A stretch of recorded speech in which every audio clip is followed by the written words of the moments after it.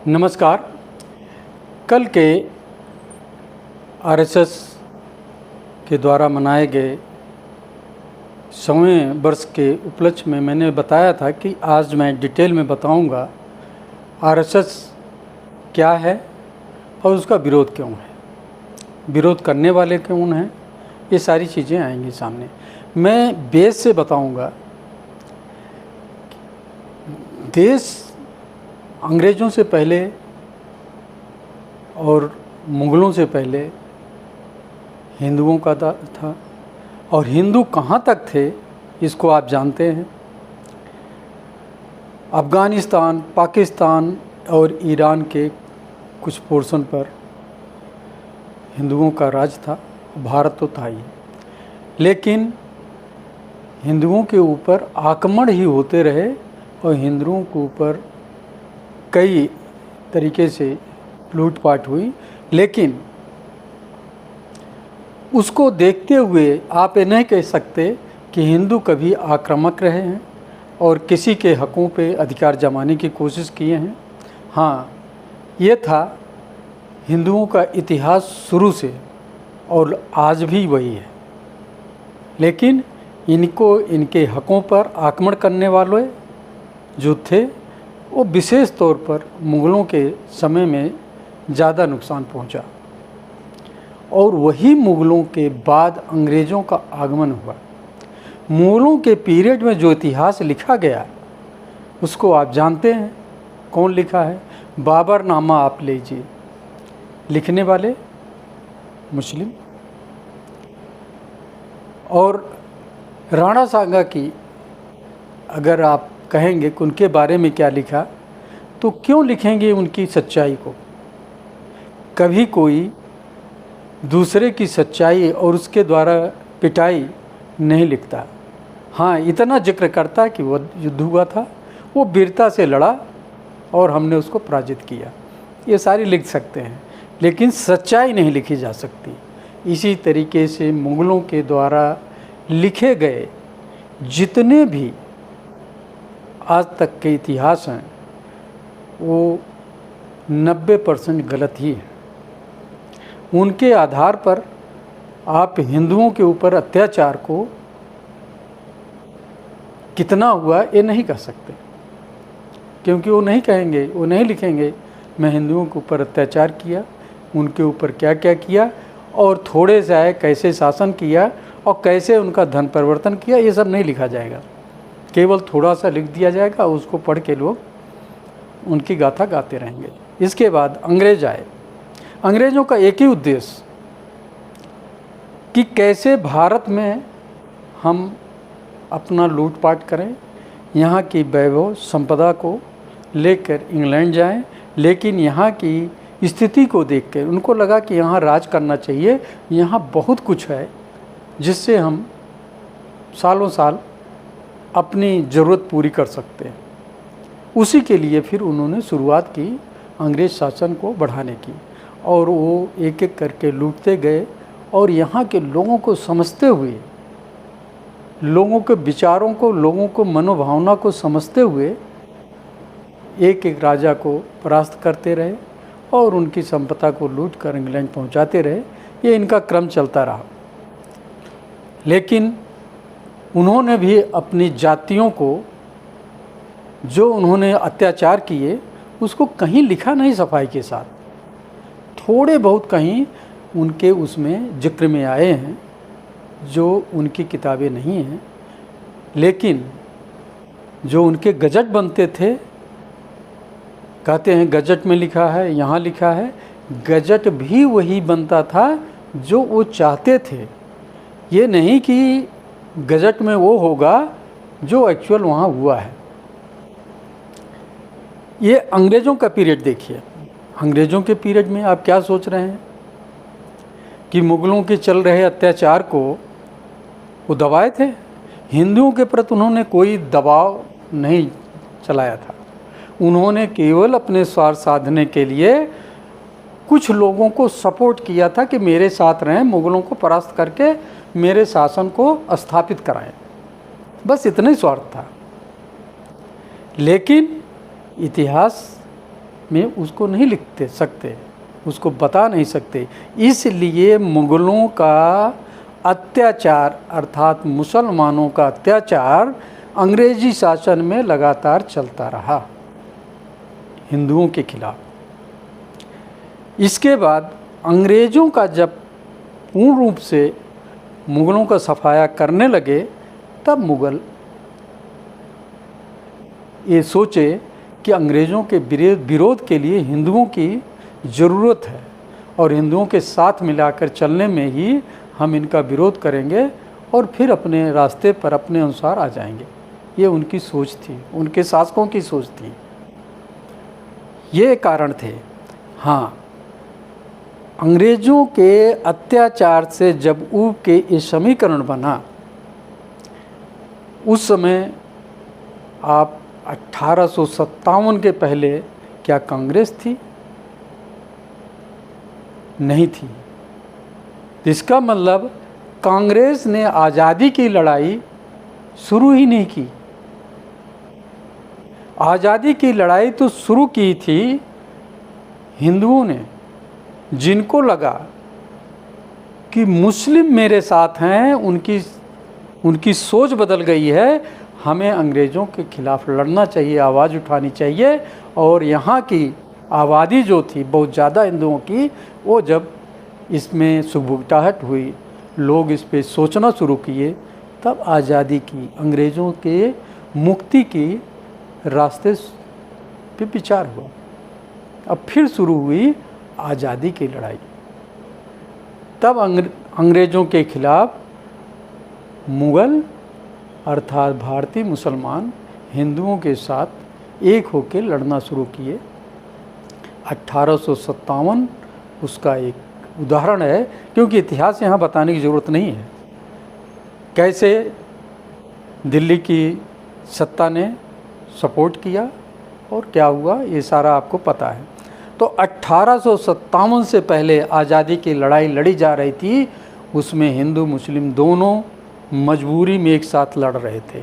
हिंदू मजबूर नहीं थे, हिंदुओं को ये था कि हमें मुक्ति चाहिए, हमारा देश चाहिए। मजबूरी मुसलमानों की थी, क्योंकि सारी कार्रवाइयाँ अंग्रेज़ों ने मुसलमानों के शासन को समाप्त करने के लिए की थी। झांसी की लड़ाई उसी के पार्ट।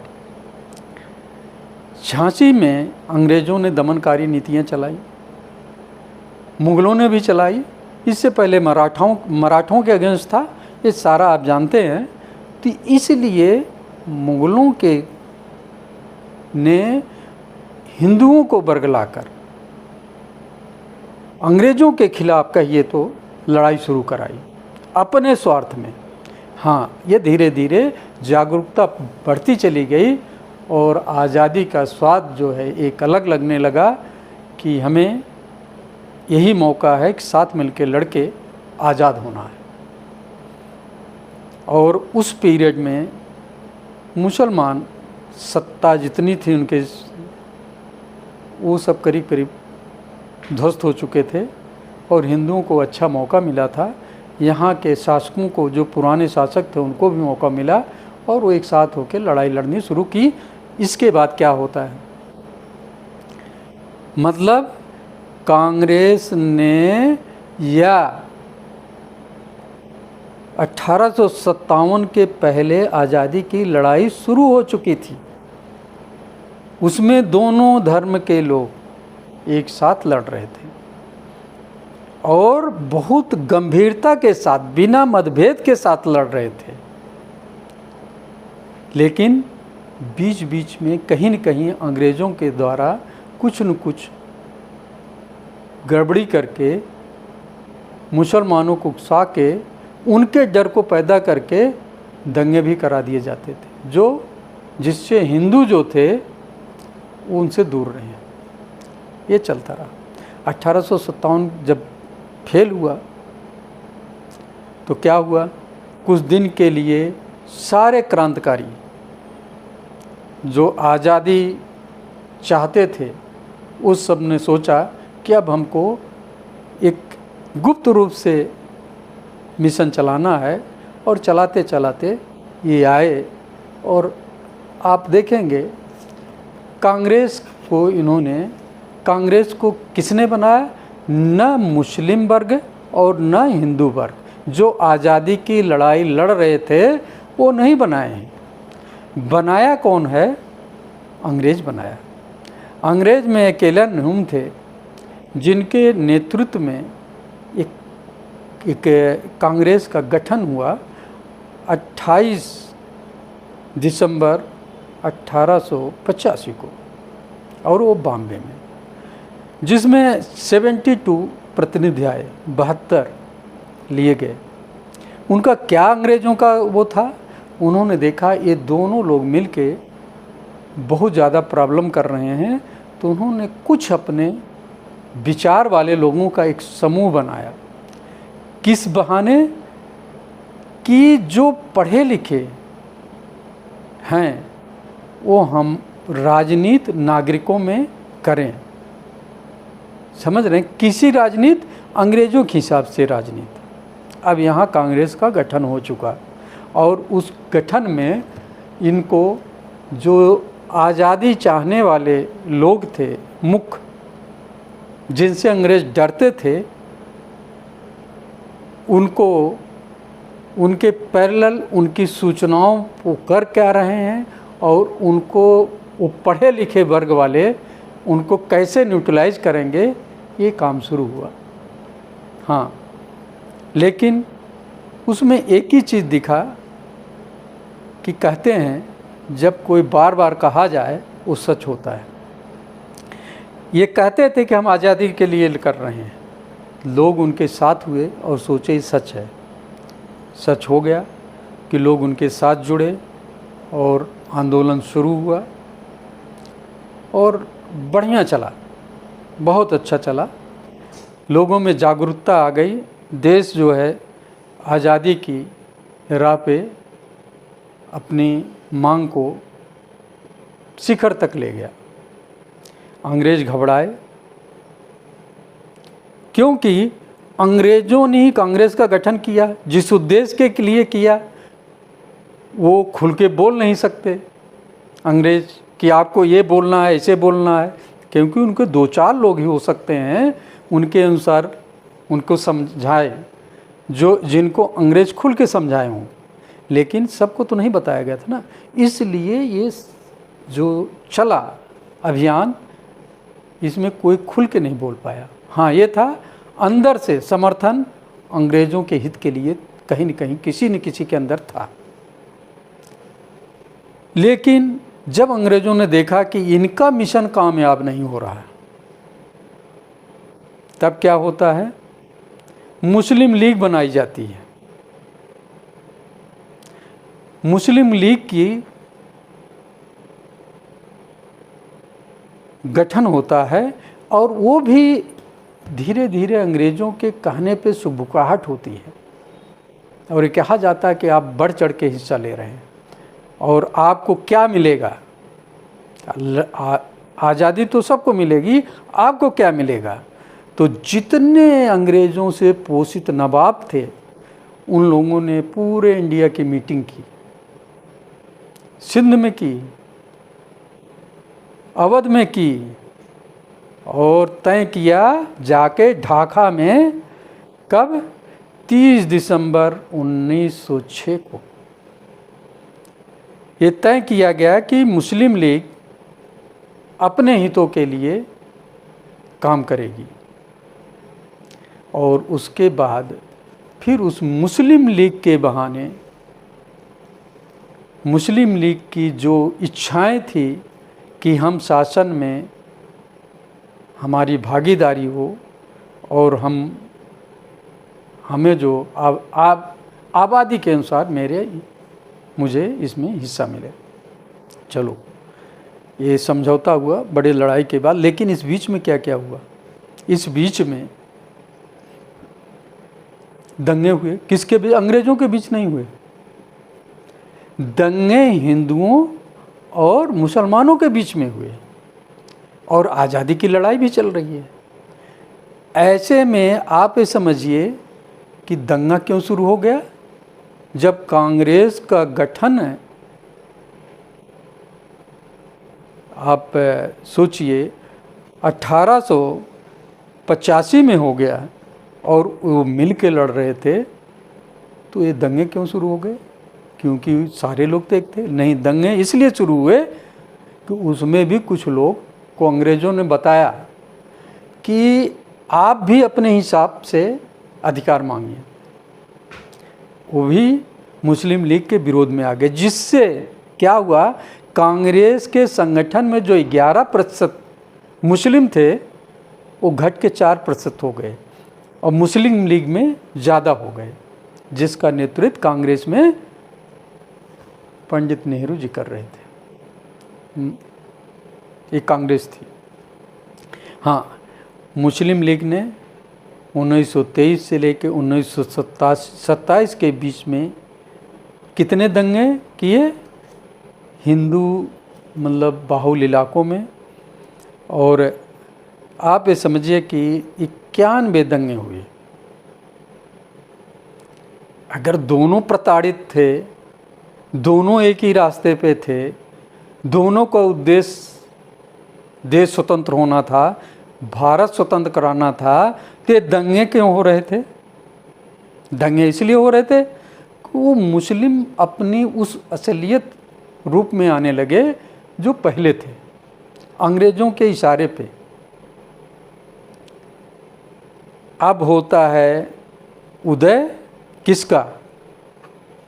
सुनिए। इस बीच में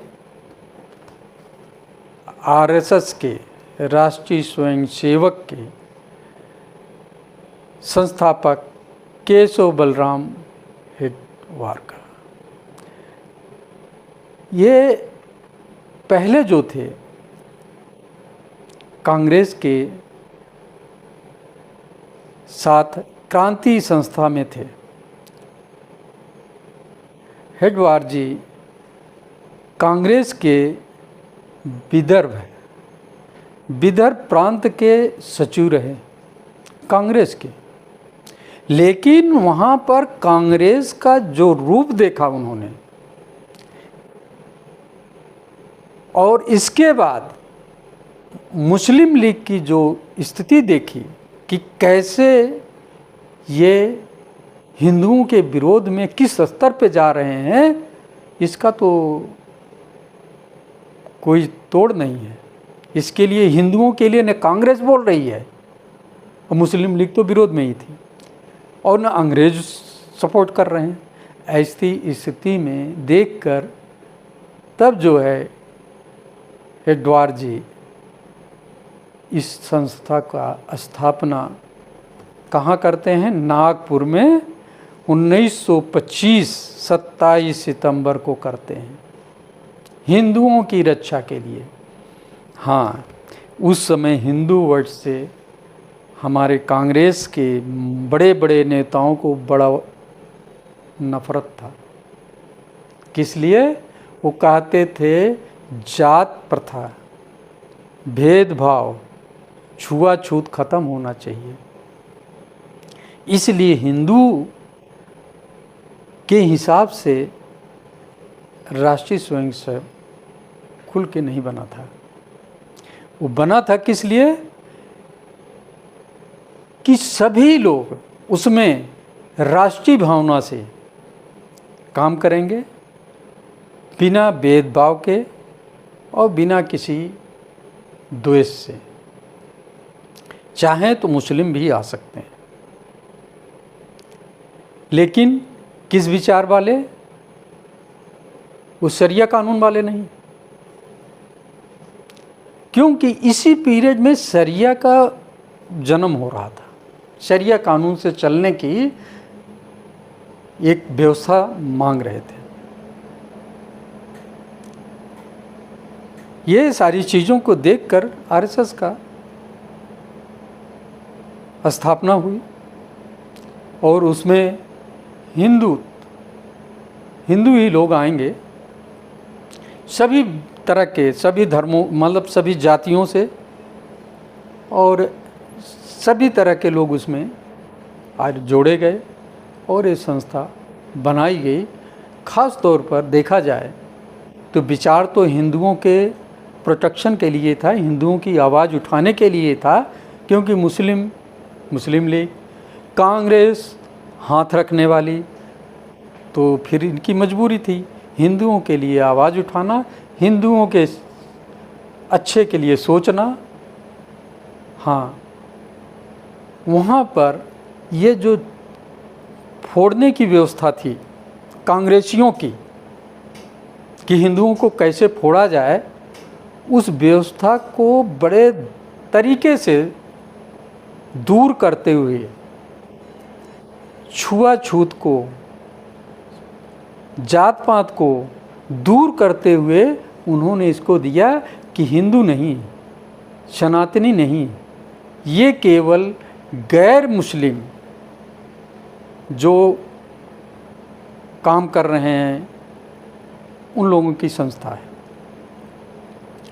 जिसमें मानवता है, राष्ट्रवाद है, प्रेम है एक दूसरे में, और अपने हक के लिए आवाज़ है। ये सारी संक्षेप में यही है। तो इसके लिए ये बना, और यहाँ पे कांग्रेसी जो हैं वो धीरे धीरे धोखा खाना शुरू हुए, क्योंकि उनकी छुआछूत, जात, बाल विवाह, ये सारे जो हथकंडे थे ये धीरे धीरे उसमें गौड़ होते चले गए। लोग एक आरएसएस में जुड़ने लगे, क्योंकि ये भी पैदा हुआ था। और मुस्लिम लीग ये एक बना बनाया नवाबों के समूहों की गठन था,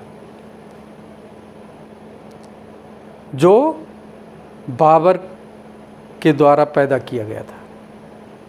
कितना पहले का, और लास्ट में देखिए।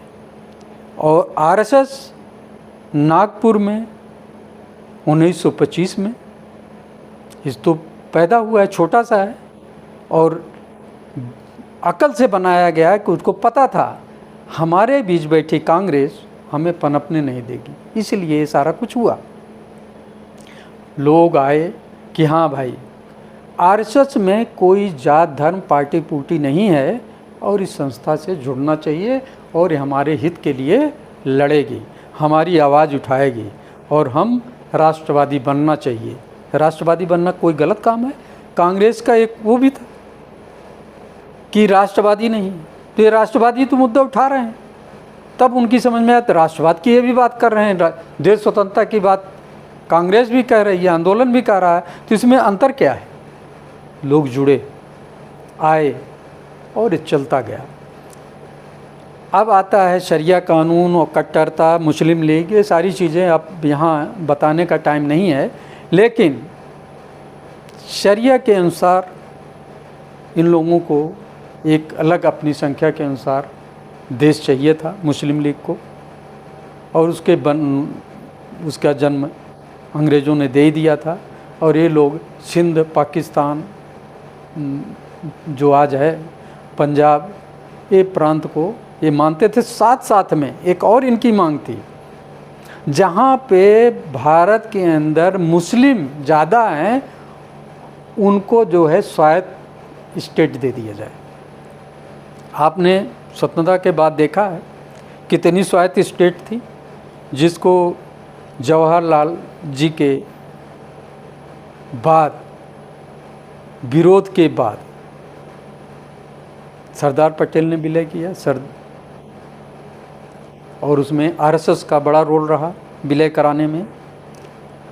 अब आप आगे आएँ, आप देखेंगे कि 1947 देश स्वतंत्र हुआ, बंटवारा हुआ। बंटवारे की स्थिति देख लीजिए कैसी हुई, वही हुई जो मांग रहे थे। यहाँ भी कुछ स्वतंत्र स्टेट हुई, और वो देश लिया पाकिस्तान और बांग्लादेश। लेकिन कांग्रेस की जो सोची समझी साजिश थी अंग्रेज़ों के द्वारा, क्योंकि अंग्रेज़ इनको स्वतंत्र नहीं कर रहे थे, इनको अपनी कठपुतलियों के हाथ में दे के पुनः सोच रहे थे कि मैं शासन करने दोबारा आ जाऊंगे, ये सब शांत हो जाएगा। लेकिन उनको क्या पता कि देश प्रेमियों ने जितने बलिदान दिए हैं उसका उनके साथ रहने वाले, उनके सिद्धांतों पे चलने वाले किस हद तक चले जाएंगे, ये किसी को पता नहीं था। उसका हश्र क्या हुआ, गोडसे जी जैसे। आप पढ़े होंगे इतिहास, वो इतिहास पढ़ रहे हैं, चाहे गोडसे जी के बारे में हो। अब इतिहास को हम यहाँ नहीं बोलेंगे ज़्यादा, लेकिन इसके बावजूद भी मानने के कारण भी बताए गए, करीब करीब सभी जानते हैं। पश्चिमी मतलब पाकिस्तान से पूर्वी पाकिस्तान का कॉरिडोर, सारा खजाना पाकिस्तानियों को दे दीजिए, मुस्लिमों को दीजिए, मुस्लिम लीग को दीजिए, जिन्ना को दीजिए। ये सारी व्यवस्था होते होते लोग ऊब गए और सोचे कि तो बिल्कुल देश स्वतंत्र होने के बाद भी, इतनी लड़ाई लड़ने के बाद भी हिंदुओं को कुछ नहीं मिल रहा है। तब गोडसे जी ने जो कुछ किया वो आपके सामने है, इतिहास में है। और उसमें कहा जाए तो आरएसएस का कोई रोल नहीं है उसमें, आरएसएस का कोई रोल नहीं है, क्योंकि गोडसे जी आरएसएस के थे। वो राष्ट्र पहले रखते थे, हिंदुत्व की भावना थी, हिंदू राष्ट्र की भावना थी, लेकिन वो नहीं चाहते थे कि ये सब हो। लेकिन जो हुआ वो भी शर्मनाक था उस समय, और उन्होंने अपना स्पष्टीकरण दिया, कोर्टों में दिया, सब जगह दिया, और वो आप देख सकते हैं रिकॉर्ड में। लेकिन अब इसके आगे आता है क्या, देश स्वतंत्र हुआ, मारकाट हुआ, और उसको बचाने के लिए कौन आगे आया, राष्ट्रीय स्वयंसेवक संघ, आरएसएस। पंजाब में मारकाट जब होने लगा तो वहाँ के पंजाबी बड़े बड़े घराने ने ये कांग्रेसी भी मांग की है कि पंजाब में बचाओ। द ट्रिब्यून ने लिखा, the sword arm of Punjab, किसको, आरएसएस को। इन्होंने वहाँ काम किया और वहाँ पंजाबियों को बचाया। इसके बाद हरि सिंह महाराजा कश्मीर के मांग पर वहाँ पर राष्ट्रीय स्वयंसेवक ने अपना काम किया। वहाँ पर भी मुस्लिमों से हिंदुओं को संरक्षित करने में उनका सहयोग किया, भारतीय आर्मी का भी सहयोग किया और उनकी मांग को भी इन्होंने किया। अब यहाँ से क्रम शुरू होता किसका, कांग्रेस के द्वारा दिए गए व्यवस्था को। कांग्रेस की विचारधारा पहले मैंने आपको बताया, और कांग्रेस की दी हुई व्यवस्था से स्थापित शासन देख लिए। आ गया पंडित जवाहरलाल नेहरू जी के नेतृत्व में देश चलना शुरू किया, संविधान लिखा गया और तुष्टीकरण चलता रहा, मुस्लिम प्रेम चलता रहा, क्योंकि वो जो अंग्रेज़ों के द्वारा दिया गया उपदेश था उसको स्थापित करना था। चलो अब इस पर ज़्यादा डिस्कशन नहीं करेंगे, उस पर बोलेंगे नहीं, क्योंकि वो आप किताबों में पढ़िए, वो किताबों में पढ़िए। जो मैंने कहा मुग़लों ने जो लिखा होगा वो अपने अनुसार ही अपने लिए लिखा होगा, जो कांग्रेस के पीरियड में इतिहास लिखा गया होगा वो अपने अनुसार कांग्रेसियों ने लिखाया होगा। थोड़ा जिक्र तो करना पड़ेगा, नहीं तो होगा इतिहास क्या है। लेकिन सच्चाई जो है अब एक एक क्रम में आपके आगे आती रहेगी और संघ यहाँ ऊपर चढ़ता चला जाएगा।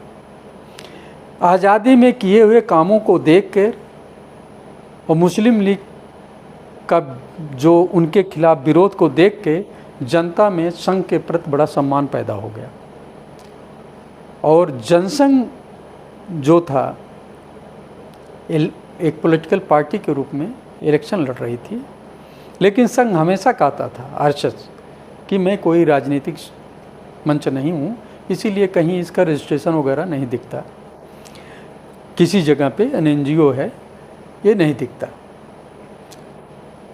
तो इसलिए आप कहेंगे कि जो काम कांग्रेस ने किए समय समय पर तुष्टीकरण के नाम पर, उसी का कारण था कि राष्ट्रीय स्वयंसेवक संघ उभरता चला जा रहा था और धीरे धीरे जो जनसंघ था, बहुत सारी सोशलिस्ट पार्टी आई और सारी आई, कम्युनिस्ट थे, कम्युनिस्ट भी पूर्वी बांग्लादेश, पश्चिमी बंगाल में एक्टिव थे, लेकिन स्वतंत्र होने के बाद बंगाल में अपना शासन किए और शासन में उनका भी विचार भारत के विरोध में ही था, भारत में अराजकता फैलाना ही था, वो अलग इशू है। लेकिन ये देश की कहानी में ट्विस्ट होता चला गया।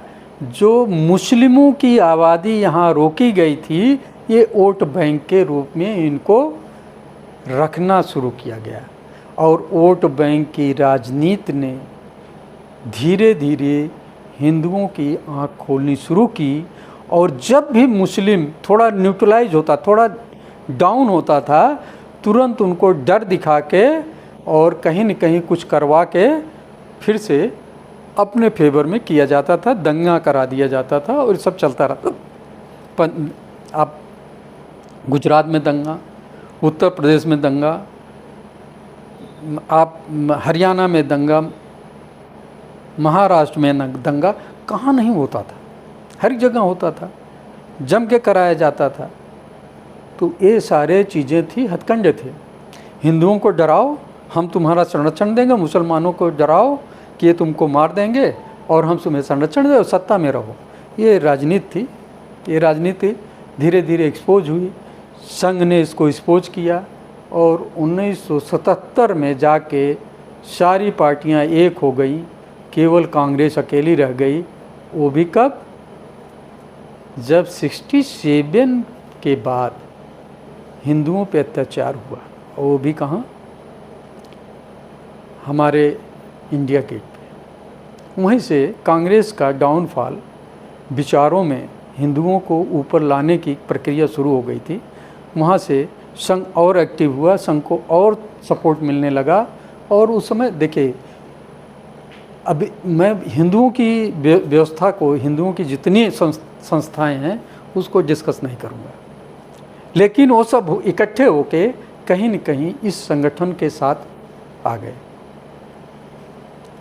1977 इमरजेंसी के बाद सारी राजनीतिक विरोधी पार्टियां, यहाँ तक कि कांग्रेस के महासचिव पद से हटाए हुए चंद्रशेखर जी जैसे लोग भी अपोजिशन में आए, क्योंकि वो विरोध किए थे तो जेल में बैठे हुए थे। इसके बाद पार्टियों ने 1977 में जब इलेक्शन हुआ तो कांग्रेस ख़त्म हो गई।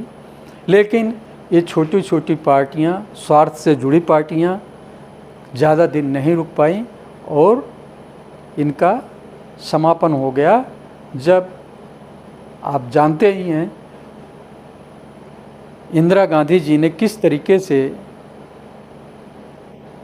चौधरी चरण सिंह को अलग किया और सरकार को गिरवा दिया, सब खत्म हो गया। फिर से इलेक्शन हुआ और कांग्रेस दोबारा आ गई, क्योंकि जनता को लगा कि ये चला नहीं पाएंगे, इनके बस का नहीं है, और वो बरगला के फिर आगे, क्योंकि एक जमी जमाई पार्टी है। आज भी कांग्रेस के लोग समाज में अच्छे हैं, बुद्धिजीवी हैं, लेकिन विचारधारा उनकी इतनी कट्टर है, वो दूसरों की बात नहीं सुनते, पहली बात। दूसरी बात, इसके बाद जो भी हुआ, कांग्रेस की चाल जो थी, प्रदेश, धर्म, कैसे लोगों को अलग किया जाए, कहीं भी कुछ है तो उस ग्रुप को कैसे तोड़ा जाए। भिंडरावाला भी उसी की कड़ी में आया और भी आए, नॉर्थ ईस्ट भी उसी की कड़ी है। नॉर्थ ईस्ट में कैसे डेमोग्राफी बदली गई क्रिश्चियन से और मुस्लिमों से, ये कांग्रेस की देन थी। लेकिन संघ यहाँ भी एक्टिव हुआ, लोगों को नहीं पता होगा, संघ वहाँ एक्टिव हुआ और उन लोगों को बचाने के प्रयास किए। और संघ ने राष्ट्रीयता के नाम पे कभी भी उसने धर्म के नाम पे कोई चीज़ अपना नहीं चलाया। आप जाके, मैं संघ में नहीं इतना हूँ, लेकिन आप जाएंगे, आप देखेंगे उनके भाषण, उनके कार्यकलाप कभी भी किसी पार्टी के लिए नहीं होता, लेकिन उसके लिए होता है, उस पार्टी के लिए उनका झुकाव होता है जो देश के लिए और राष्ट्र के लिए काम करने की सोचता है। ये तो नॉर्थ ईस्ट हो गया, सब हो गया। इसी क्रम में नक्सली भी पैदा हुए। नक्सलियों को क्यों नहीं दबाया गया? नक्सल बढ़ता गया और बढ़ता गया, बिहार को बर्बाद कर दिया। यहाँ भी देखा जाए तो इनकी एक वनों में रहने वाले लोगों की एक वनवासी योजना थी, वो भी बनाई गई थी, वो काम कर रही थी, जिसमें एक जिक्र आएगा जो बजरंग दल का एक कार्यकर्ता विरोध में, किसके विरोध में? ईसाइयों के विरोध में जेल में रहा, बड़ी प्रताड़ना लिया। तो वो सारी चीज़ें कांग्रेस के पीरियड में हुई। धर्म परिवर्तन बड़ी तेज़ी से कांग्रेस के पीरियड में हो रहे थे।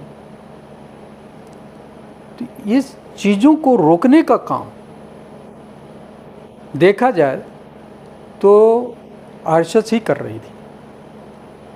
समाज में एक राष्ट्रीयता के नाम पे लोगों के जागरूक करने का काम आरएसएस कर रहा था। तब धीरे धीरे लोगों में ये खुलता चला आया। बिहार में नक्सलवाद पैदा हो गया, लूटपाट हो गया और अमीर वहाँ से भागना शुरू किए गए, उनकी प्रॉपर्टियाँ लूटी जाने लगी। इसी तरीके से बंगाल में जो सीपीआई कम्युनिस्ट लोग पूरी व्यवस्था को ख़त्म कर दिए, वहाँ इंडस्ट्री ख़त्म हो गई और केवल वहाँ पर जब भगदड़ हुई तो लोगों को समझ में आया कि तो बड़ा गड़बड़ हो रहा है। वहाँ की स्थिति बदली, आ गई ममता जी। लेकिन झारखंड, नेपाल, झारखंड, बिहार, इसके बाद मध्य प्रदेश, इन सब में जो दशाएं हो रही थी, जो चीज़ चल रहा था, इसको देख के लोगों को लगा नहीं, अब कांग्रेस हमारे हित में काम नहीं कर रही है, हमें काम करना चाहिए दूसरे के लिए। तो 89 जो है वो एक टर्निंग पॉइंट फिर बना। 89 टर्निंग पॉइंट बना और वहाँ बीपी सिंह आ गए सत्ता में और प्राइम मिनिस्टर बने। उन्होंने यहीं पे जो कांग्रेस की मूल भावना थी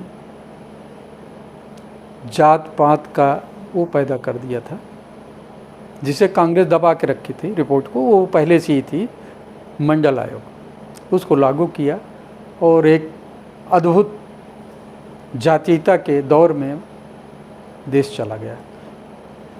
तो इस तरीके से अब देखिए बढ़ते बढ़ते आरएसएस जो है जातीयता से ऊपर है, धर्म से ऊपर होके राष्ट्रीयता के नाम पे मतलब अपना प्रचार प्रसार करते करते इस स्थिति में आ गया कि इनको एक तरफ से गिराना शुरू कर दिया। और संघ ने अयोध्या में राम जन्मभूमि वाला मैटर उठा दिया, जिससे उन्हें धार्मिक भी बनाया गया। धार्मिक होना भी चाहिए क्योंकि शुरू से हिंदुओं के लिए काम कर रहे हैं और धार्मिकता के आधार पर वो आज इतने बड़े संगठन के रूप में आ गए, वर्ल्ड का एक बहुत बड़ा संगठन बन गया और भारत की राजनीति का एक प्रमुख अंग बन गया। राजनीति उनके लोगों द्वारा बीजेपी में की जा रही है। वो लोग राजनीतिक पार्टी में हैं, बीजेपी राजनीतिक पार्टी बन गई। तो आप समझिए संघ पीछे है, राष्ट्र की विचारधारा पीछे है, राष्ट्र का विकास पीछे है, तो बीजेपी है। अब इस स्तर पे आने के बाद जो आज देश में स्थिति है, आप देख रहे हैं किस तरीके से देश में वही कांग्रेस आज किसके द्वारा जेनजी कराने की बात करती है, इसके बाद बात करती है एसआईआर की, कि किसी को बाहर जाने की ज़रूरत नहीं, चाहे किसी देश का आया हुआ हो। कांग्रेस की विचारधारा 1885 में जो थी, क्या वो आज बदली है? ये आपके सोचने की बात है। और आरएसएस की विचारधारा जो 1925 में थी, क्या उसमें परिवर्तन आया? आपको सोचने की बात है। और उसमें अगर बढ़ोतरी हुई है तो ये भी सोचने की बात है। ये आरएसएस की देखा जाए तो जीवन यात्रा है। आज आरएसएस एक निर्णायक मोड़ पे आ गया है और उसने अपने अनुसार, देखिए आज भी वो कहता है, संघ प्रमुख बोलते हैं कि देश की एकता, देश का विकास, देश सर्वोपरि चाहने वाला संघ का ही है। वो धर्म नहीं बोल रहे हैं, धर्म तो दूसरे बोल रहे हैं। तो ये सोचने की बात है, ये धर्म की भावना और धर्म के लिए काम नहीं कर रहा, आज भी सोच ऊपर ही है। तो ये बहुत महत्वपूर्ण है कि हो क्या रहा है। क्या हमारे देश में उन लोगों का हक होना चाहिए, अब ये सारे लोग बोलने लगे, जो भारत के नहीं हैं? क्या उन लोगों का हक होना चाहिए जो भारत के खिलाफ काम कर रहे हैं? ये संघ की भी डिमांड है। क्या उन लोगों को भारत में अधिकार होना चाहिए रहने का और चुनाव लड़ने का, जो भारत के विकास और भारत की व्यवस्थाओं में नहीं चलना चाहते? ये सोचने की बात है। अब होता है ये संघ का आज तक का वो, और 100वां वर्ष उनका जो मनाया गया, उसमें माननीय प्रधानमंत्री मोदी जी ने कुछ गलत नहीं कहा और कोई वो गलत काम नहीं किए।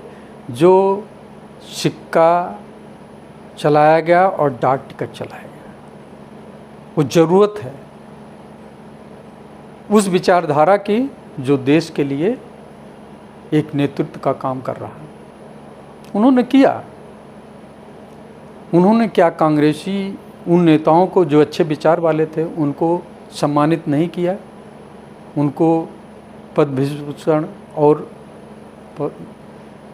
चीज़ों से सम्मानित नहीं किया? किया है। तो विरोध यहाँ नहीं होना चाहिए।